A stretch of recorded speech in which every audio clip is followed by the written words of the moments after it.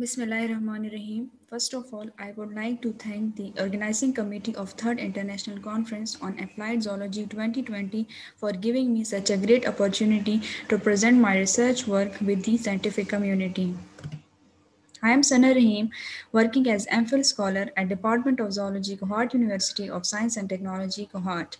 I am here to present my research work, which is entitled as Comparative Analysis of In Vitro Antibiotic Potential of Selected Medicinal Plants against the Escherichia coli of poultry chicken. Starting with the introduction, globally, the poultry industry has experienced massive growth in response to the consumer demand for poultry production over the past few decades. In Pakistan, poultry production is one of the most dynamic and well-organized sector, contributing to 26.8% of the total meat production, 5.76% of the agricultural sector, and 1.26% to the overall gross domestic production. Despite of the scientific development, poultry industry is still in grip of various bacterial, viral, fungal, and parasitic diseases. Among the bacterial diseases, Colibacillosis is one of the most frequently encountered problems. It is an acute septicemic disease found in the birds.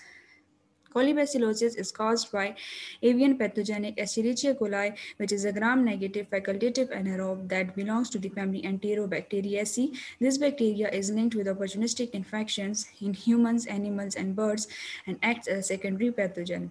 Avian colibacillosis is considered as one of the principal causes of morbidity and mortality, which is associated with heavy economic losses to the poultry industry worldwide. The use of antibiotics in chickens and the elevated prevalence of bacterial infection is leading to the drug resistance of this bacteria to several drugs.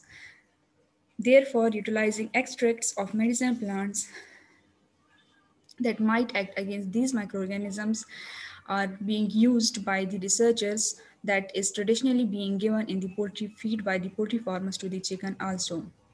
So, the objectives of my research work were isolation and biochemical identification of E. coli from respiratory system of the infected poultry chicken and to investigate the in vitro antibiotic potential of medicinal plants Kalanchoe agrimontiana, A.barbadensis, Curcuma longa, Calotropis procera, and the Ilium sativum against E. coli of poultry chicken.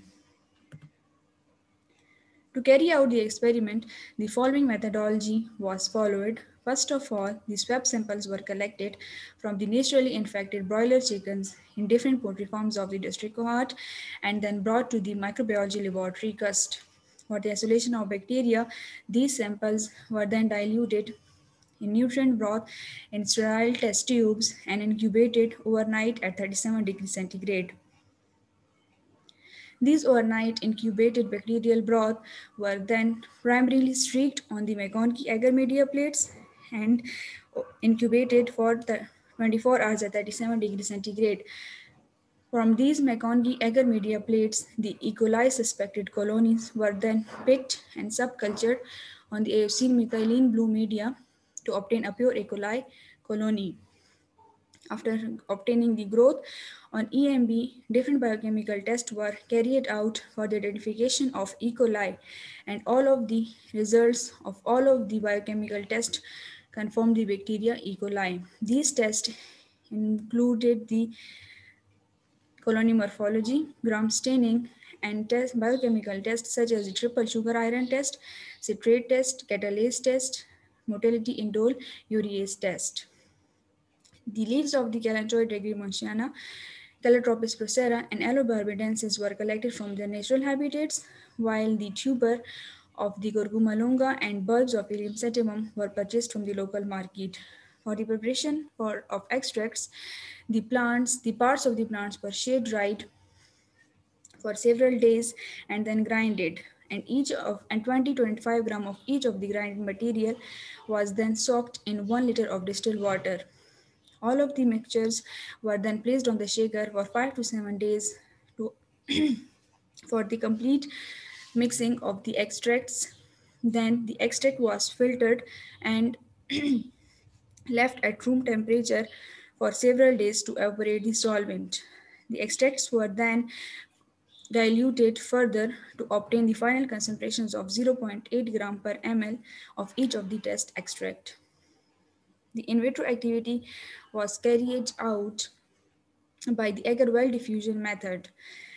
In the in vitro activity, the bacterial broth culture was streaked on the sterile Mueller-Hinton media plates with the help of a cotton swab to form a bacterial lawn. After 30 minutes, equidistant wells were made in the plates with the help of a sterilized cork borer. In this experiment, azithromycin antibiotic was used as a positive control. In the wells, 200 microliter of each of the test extract was filled. The plates were primarily left at room temperature for an hour to allow the complete diffusion of the extracts into the media. And finally, the plates were placed in the incubator for 24 hours at 37 degrees centigrade. After incubation, the resulting diameters of the zones of inhibitions were measured with the help of a ruler and reported in millimeter. Coming towards the results, the following table and graph are presenting zones of inhibition and figure representing the in vitro activity of the medicinal plants. From the table, we can see that the azithromycin antibiotic that was used as control showed a clear zone of inhibition of 27 mm. It was also revealed that the Ilium sativum showed a remarkable antibiotic activity with zone of inhibition of 30 mm, which was quite comparable with the control azithromycin. A.barbadensis also showed a great antibiotic activity with zone of inhibition of 25 mm. The Calotropis procera and Calanchoidegrimonthiana also showed equal zones of inhibitions of 15 mm. In this study, the Curcuma longa showed no antibiotic activity at all, and the result of Curcuma longa was 0. From the current investigation, it has been concluded that the Ilium sativum, A.barbadensis, Calotropis procera, and Calanchoidegrimonthiana exhibit antibacterial potential against E. coli of poultry, and it has also been revealed that both Ilium sativum and A.barbadensis exhibit great antibiotic potential that is quite comparable to the modern antibiotic azithromycin.